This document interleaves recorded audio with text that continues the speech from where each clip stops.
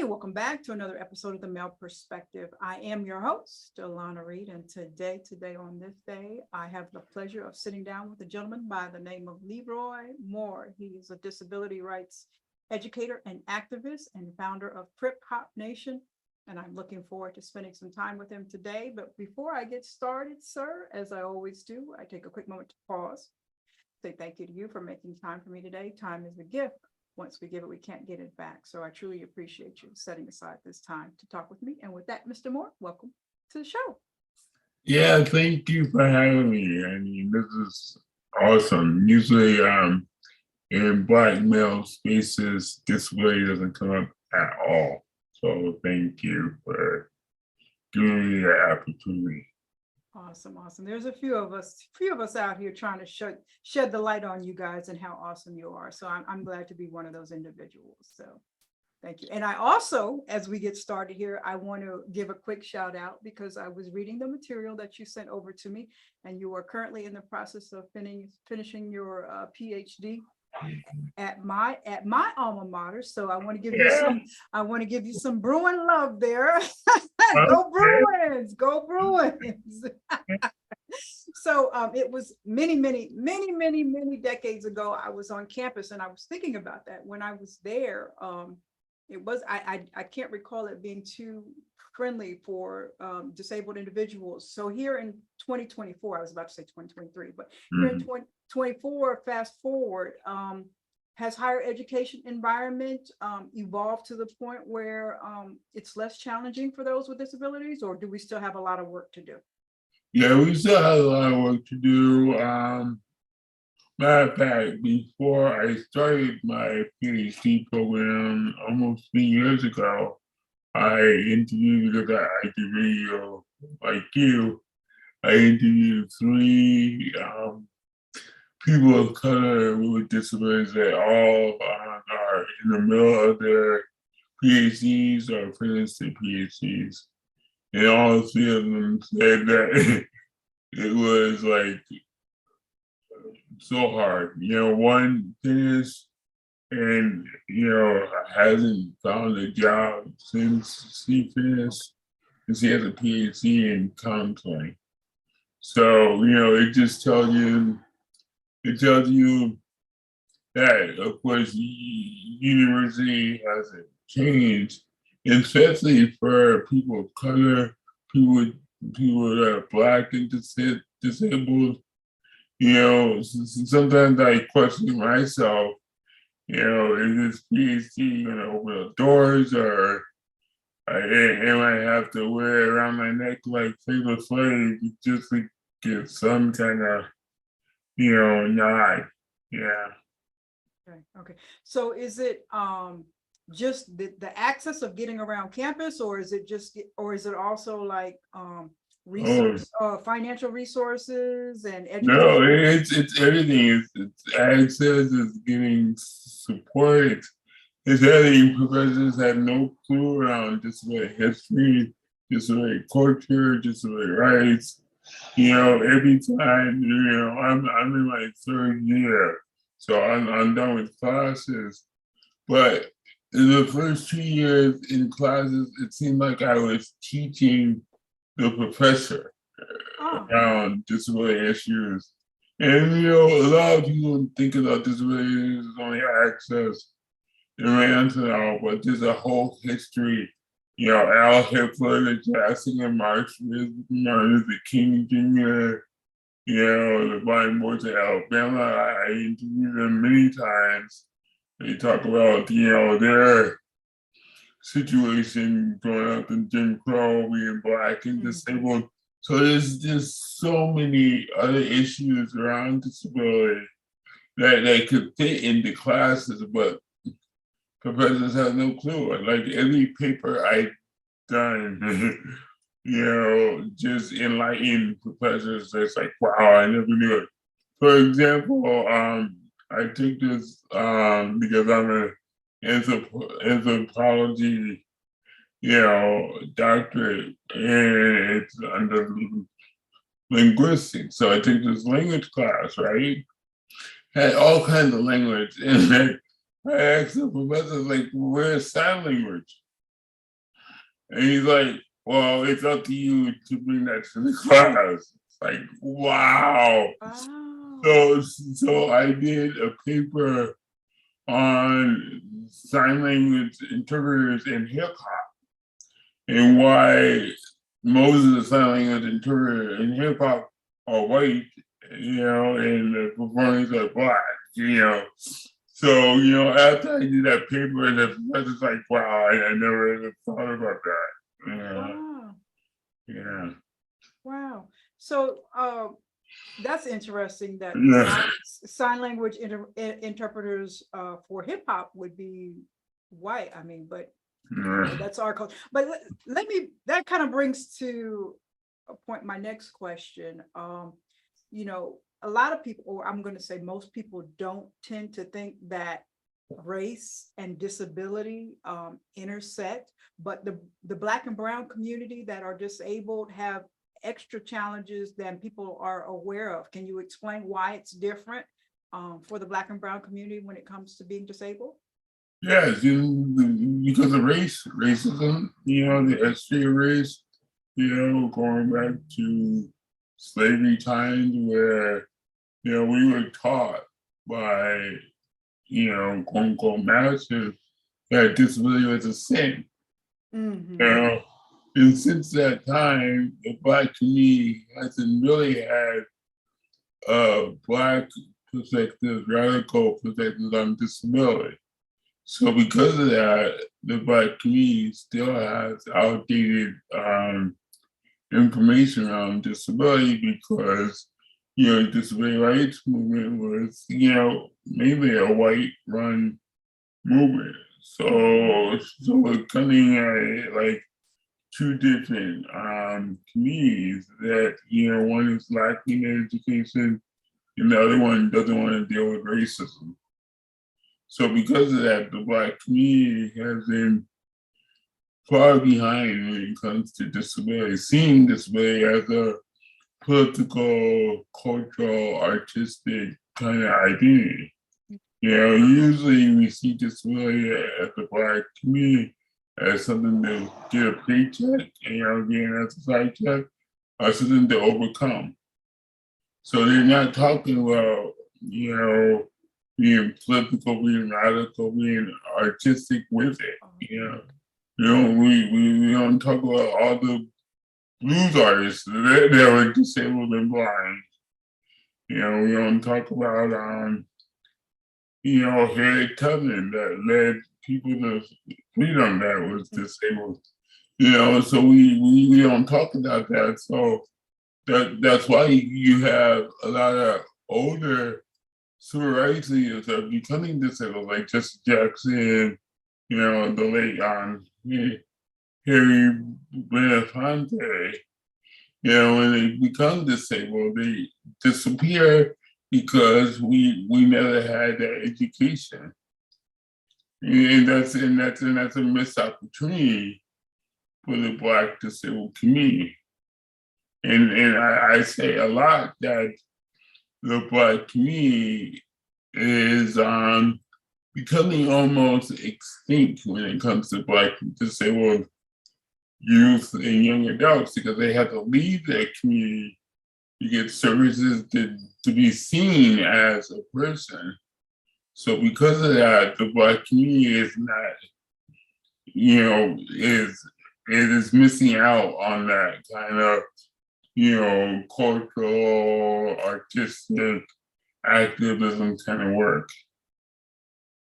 You mentioned, I was listening to you talk about the disabled musicians and such, and I was reading over some of the material that you sent me, and I don't know if it was a website that I clicked on, but you were listing some of the disabled musicians, and one of them was Stevie Wonder. Now, I grew up listening to Stevie Wonder. Yeah, me too. This is a moment of transparency here. I grew up listening to Stevie Wonder, and I'm 54, and I'm very well aware of the fact that he's blind. But until I read whatever that was that you sent me, I never made the click that he was disabled. Like I knew he was blind, but I was like, no, that's Stevie Wonder. No, that's he can't. But it made me reflect on possibly myself and how I might be disrespectful and overlooking disability. And it shows the work that we have, the soul searching that some of us have to do in recognizing, acknowledging disabled community and accomplishments and assistance. But that makes me want to ask you, what advice do you give to able-bodied people to make sure that all interactions are respectful, compassionate? Because sometimes people just don't know what's the best way to go about things. Well, first I asked them that it sounds radical, but I asked them to be quiet and be quiet and to listen and to sit back and let people educate you. Okay. I mean, right today, I grew up in the time where there was no computers, no internet, no nothing. You had to go to the library to get, information. Today, there's no excuse. Mm-hmm. Everything is online. You can Google it. There's books. I wrote like 5 or 6 books. There's no excuse. Especially for parents, because, thank God my mom, taught me, my mom put me down to watch Porgy and Bess. And that changed my life. I was like, a black man on TV. I shouted with my mom, I was like, Mom, I'm on TV. She's like, no, that's Porgy. I was like, I'm Porgy? This is the first time I saw black representation. Yeah, so it's really important. And unfortunately, I think today, although we have all these services and stuff, I think we're going backwards. I mean, if you look on TV, there's few black disabled men anywhere. Mm-hmm. There's more black disabled women, and I'm glad about that. But if you had a black disabled son, where is his mirror? Yeah, what would he have to look at and aspire to be and see? This is, I could accomplish this. Yeah, okay. Thinking about some of the changes that we have to continue to make and evolve in America. Here in America, we're aware of, well, I'm hoping many of us are aware of the ADA and all it's supposed to accomplish. But what more does the government need to do when it comes to I'm glad you said that, because this is amazing. I give you an example because I was shocked. I was like, "Are you serious?" So when Biden was running for president the first time, and he had a couple of disabled people doing his platform, right? His platform was to fully fund IDEA. IDEA is Individual Disability Education Act. Education is the key to everything. They say education is the key to everything. And many people were excited, and I said, hold up. Wait a minute. This man has been in office since the 70s. This law has not been fully funded since it was passed. So what? He just woke up one day and said, I'm gonna fully fund a law that I helped pass in the 70s. Wow. And now he's gonna, and matter of fact, now, is, the campaign is gonna come up again. He hasn't done it. He promised to fully fund it, he hasn't done it yet. Wow. And that's really, really important. I stress that a lot, because like I said, if you say education is the key, and you're not going to fully fund a law that deals with education and disability, then you don't have the key. I've been in school since the 70s. I'm 56 years old. I'm still in school doing my PhD. and since the 70s, and now I'm 56, and it's like, wow. So laws is great, but laws doesn't mean nothing if they're not fully funded and not fully implemented. And people don't get that. People celebrate, think, okay, we got a law, but it doesn't mean nothing if it's not fully funded. In the ADA, we saw under Obama that the ADA was being attacked constantly, being weakened and attacked constantly. So yeah, these laws are good, but if they're not implemented, and and especially for Black disabled people, if we, you know, yeah, yeah. So yeah, I always say in Parliamentary Radical that it's simply class action lawsuit against the government, because the government has been out of compliance of our laws since the 70s. Oh, gotcha. So, Well, let me ask you this. So let's say we're in some magical, mythical land and it was fully funded. What are some things that would help that we need? I mean, you mentioned education, but what are some things that would really just change the playing field for disabled individuals? oh, and I always go back to Black disabled individuals because, I've been an advocate all my life, and I've been advocating for disabled people, and which is great and all. But I realized about 10 years ago, it's like, wow, my Black community is so far behind. So for the Black community, what we need is more, in organizations with Black disabled people. We tried years ago, a couple of us, and it's just so hard when you first come out and you try, because you're not a full-fledged organization with departments that can handle writing grants and stuff. I had a nonprofit in the 90s that lasted 5 years. I just got tired of writing grants. I was like, I didn't start this organization to be a grant writer. And it's not only me. There was Black disabled movements in London, and Toronto, and in the Bay Area. And all of them are gone now. Why?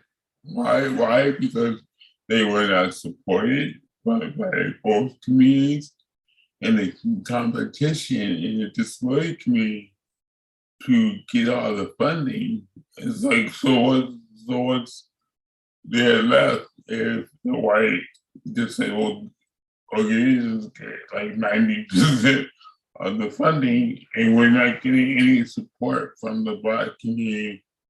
And I've interviewed Black disabled activists from London, and one was involved with the Black disabled movement in London in the 80s, and they told me that even white organizations said that they weren't equipped to organize their own community. So you're running into those kind of fences under a capitalist society. So there's only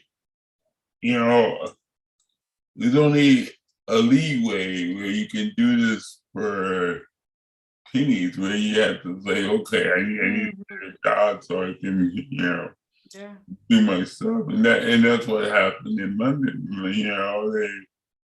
They weren't supported, and they had to get their job to live. In Toronto, the big movement is not there, but there's small organizations trying to keep it going. In the Bay Area with myself and Harambe Educational Council, we tried our best.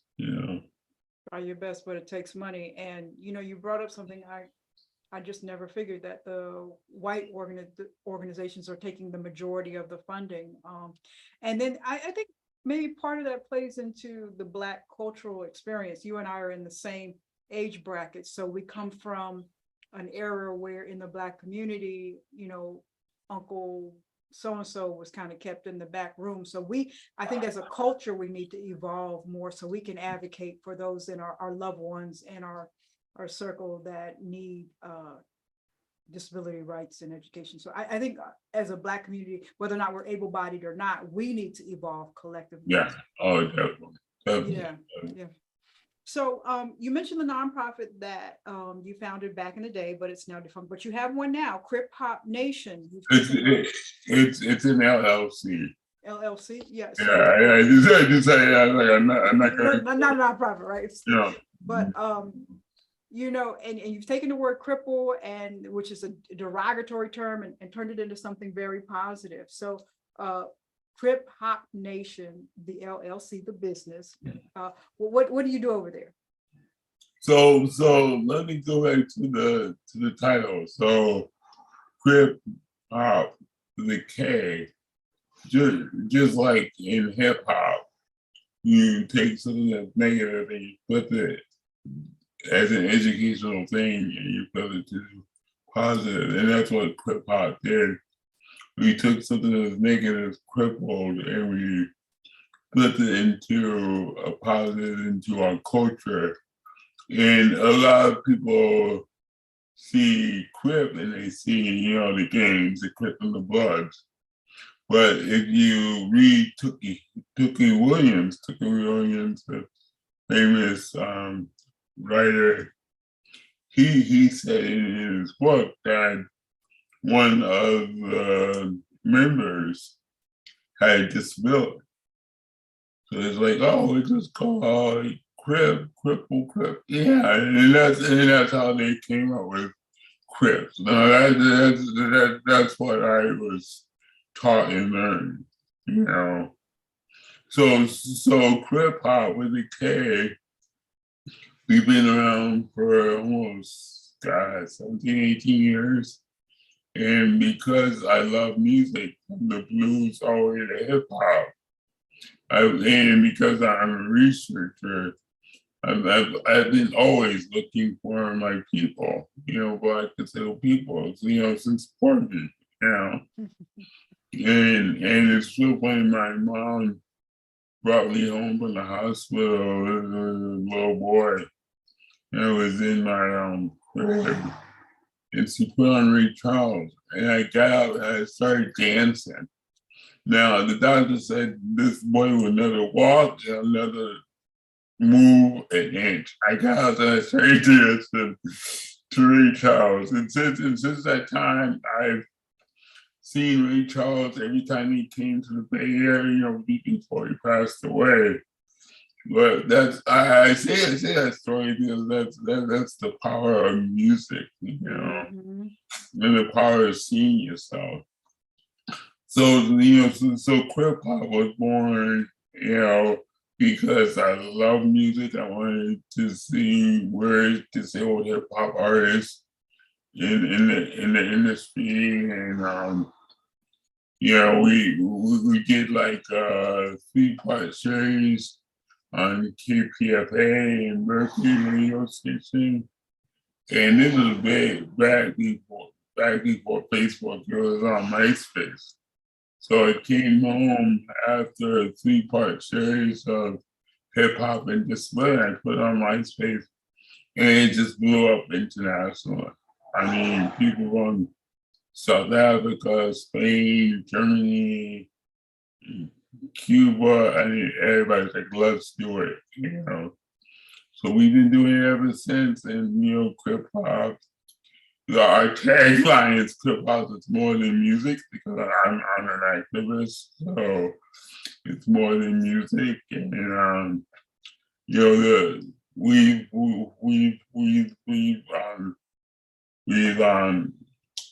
organized a tour around South Africa in 2016. we campaigned for 2 wheelchairs to a single dad in Uganda that had 2 disabled daughters, and we paid for his daughter's schooling.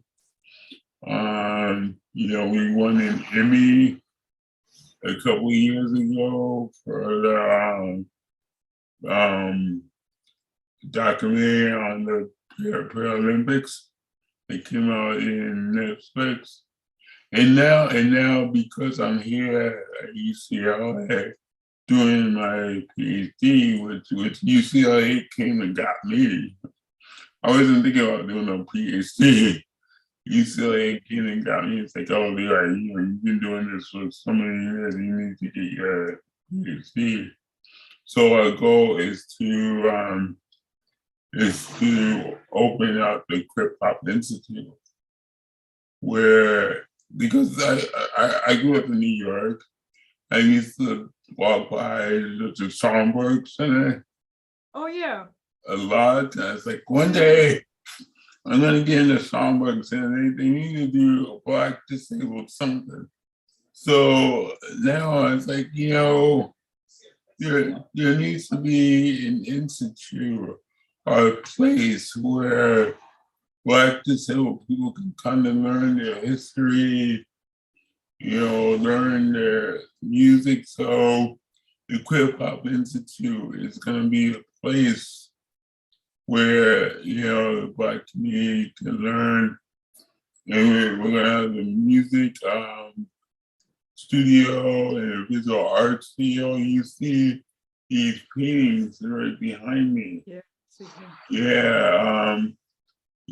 Crip Hop hires artists from around the world to do paintings, and we have about 20 of them from all around the world.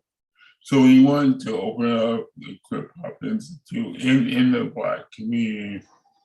We rethinked it only a couple weeks ago, and we're going to try to do it virtually first. Mm-hmm. Then hopefully a place. So that's the big goal of Krip-Hop. I think it's huge because we have to find a piece of land, and it's a huge kind of vision, and we want this to become international. As a matter of fact, our chapters in Africa and South Africa want to do a Krip-Hop Institute there. And we, with help with Archie in Tanzania, we bought land in Tanzania.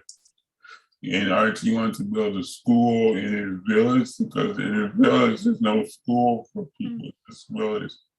So he wants to build a school, and he wants the school to have on the Krip-Hop Institute. And so, that's what we're doing now. But yeah.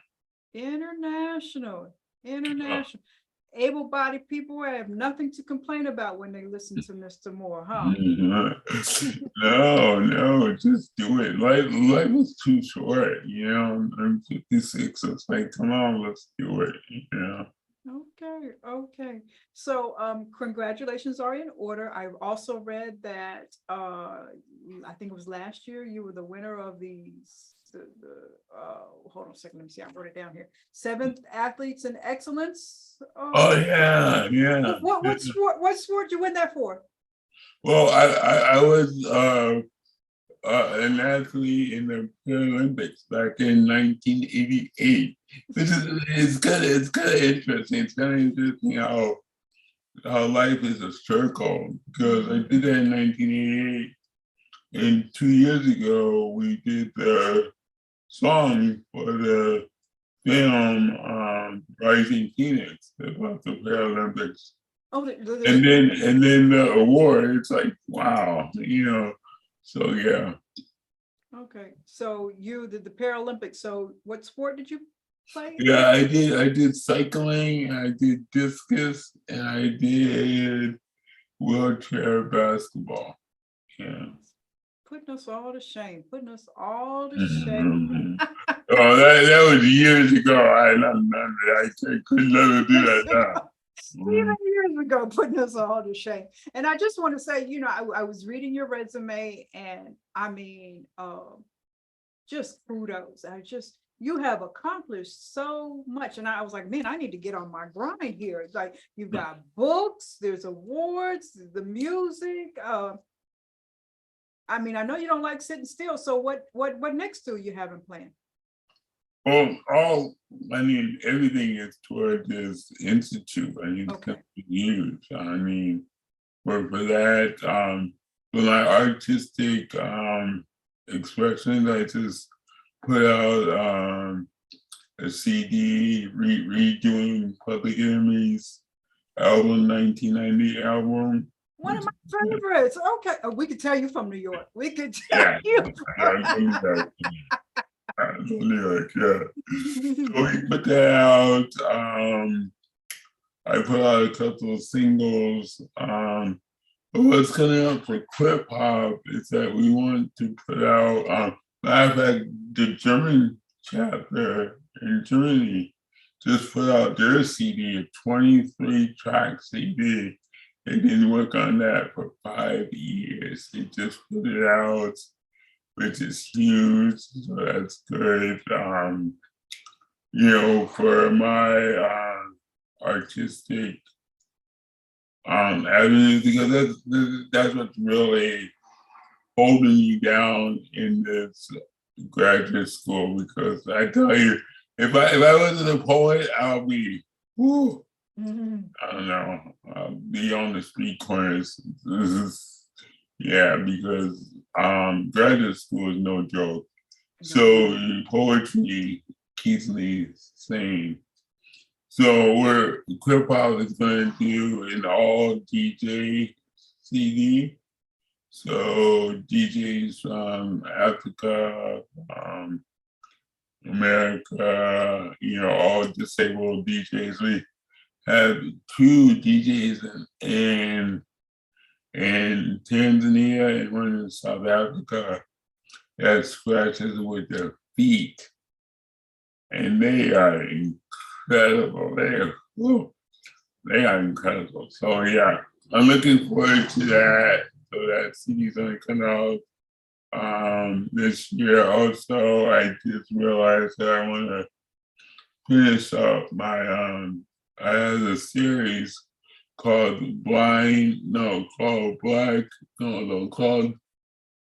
Crip Blues series, Crip Blues Stories series. And this is gonna be the 3rd one. And it's gonna be teaching Crip Blues. So that's gonna come out. And one more thing is that I'm also a part of Core Magazine. Core Magazine is an organization in the Bay Area that I've been a part of since the 90s. And they really do kick-ass work. They are building houses, you know, from the ground up.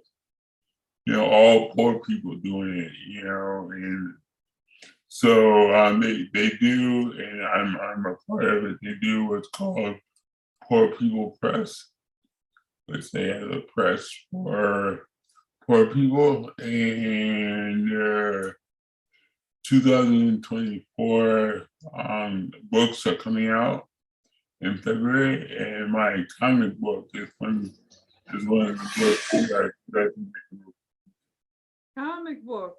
Goodness gracious. I really need to get on the ball, okay? Because I got to catch up to Leroy. Because I'm just sitting on my duff and you over there taking over the world. No, you're doing radio. I know radio is, I tell you, I did it for years. It's a lot of work. It's a lot of work. Well, let me ask you one last question before I ask you my random question. You've been at this for some years now. You're up there with me. If you had to give some advice to a young Black boy who had a disability and, you know, it was just kind of overwhelming, what encouragement would you give him to get through his journey as a young Black boy? I'd say critical thinking. that's one thing that's missing in this society, and I see it a lot. Critical thinking, always question authority. I've done that since I was a little boy. Always question authority after you get the information, after you know what you're talking about. Always question authority. Use the internet to your advantage. You know, there's so many people out here doing good work. You know, connect with them. Yeah, and yeah. Ask you my random question, then I'm gonna ask you to tell us the website so that we connect with you too. So let me ask this random question here. Let's see what we got. What's the most useful thing your mom or dad has taught you? Oh my God. Yeah, I think I said it. Question authority. Okay. Question authority. Get all your information. Question authority. That's right. Awesome. So what's the website for Krip-Hop Nation? How do we connect with you? Yeah, so it's Krip-Hop-Nation.com, and Crip is a K, Krip-Hop-Nation.com. There's gonna be a lot of new stuff coming up in a couple of weeks. I put up our 2023 achievements that I put up to the year. I put up an article talking about display labels in Black music, because we had a lot of disabled musicians using, Blind Joe and using that as a Lizzo came out. I think she caught some flack, right? yeah. Lizzo came out with, and Beyonce came out and caught some flack about that. It's interesting is that once again, it's like, yeah, I understand it, but where's the follow through? And there's no follow through. It's just like, get on the bandwagon for that moment, and nobody wants to follow through. And one thing that I would like to say is that hip hop is 50 years old, right? Hip hop needs to get with hip hop, because hip hop is in this charity model when it comes to disability. I see it all the time where hip hop artists, get wheelchairs away or do this and do that, but don't go deep into disability politics. And that's why hip hop needs to sit down with Crip Hop and really talk it through. You got Fat Joe that has a disabled son. You got all these hip hop artists as, disabled, family members, but their education is still stuck in a Jerry Lewis telephone. And that's not gonna be helpful for your, family member. So that's why I always say that hip hop needs to get down with Crip Hop and really do the work. It's 50 years. We're all 50 years old, and there's no excuse to continue like this. It seems like and we mentioned the word representation, but it seems like to get some real change, we're going to have to get some very powerful, mouthy voices in seats of mayor and in the Senate and the Congress, some political arenas to make some effective change. We need some more representation there. Well, yes, and we have to realize that in the political arena, it's all about compromising, and we have to stop compromising. Yeah, we got all these laws, but we compromised on really implementing these laws. One of the leaders just passed away, Judy Human. Mm. And she had to work up till the day she died. It's just, come on, are you serious? So we need more than just getting a seat in the public arena. We need to change the public arena altogether. And that's my radical side coming out. Well, sir. Well, hopefully after you finish your PhD, I don't know, we'll see another one coming on the plate, or we'll see. But I'm expecting to see some more from Mr. Moore. You've got some more impact and some more change to bring about. So I just kudos to you. Like I said, you make me feel like I'm not rolling up my sleeves and doing enough. So I got to put some more stuff on my plate now so I can catch up with you and stuff. And so if people want to kind of assist you with Crip Hop Nation. Oh God, please. We need a lot. We need land. We need, we just need assistance. There's only a small group of people doing this. Okay. So please. Okay, all right. So we'll have to connect with you for that. You need land. You need that 40 acres and the mule, right? Yes. Whoa. First, in the U.S., we're going to do it virtually first. Okay. But, outside the U.S., we have land already. You just need to start building that. That takes money.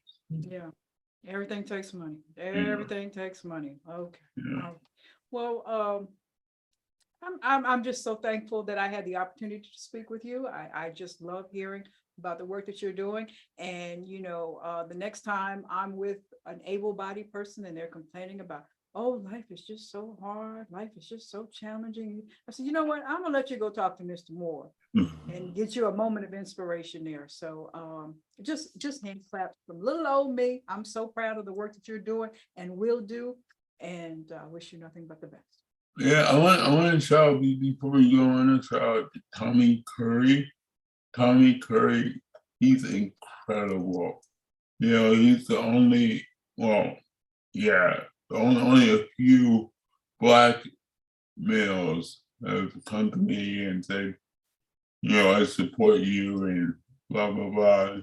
Tommy Curry's kicking butt with his Black male studies, in Europe, and I just hope that can come back to the U.S. because we need it, because like I began this interview, Black disabled men are very few to be seen, Yeah, and I think, like I said, I think a lot of that comes from the Black cultural experience. We have to evolve in certain ways because our disabled community, historically, we've kind of always that was the back room. I just remember having, Uncle so-and-so in the back room, and I think we need to be more embracing, more loving and stuff like that. So hopefully we're going to get there. I know we will get there. Yeah, we will. I know we will get there. Well, sir, I thank you for your time and just keep on doing the wonderful work that you're doing. Got to. That is all for this week's episode of The Male Perspective. I'm your host, Lana Reid, and I will see everybody next time.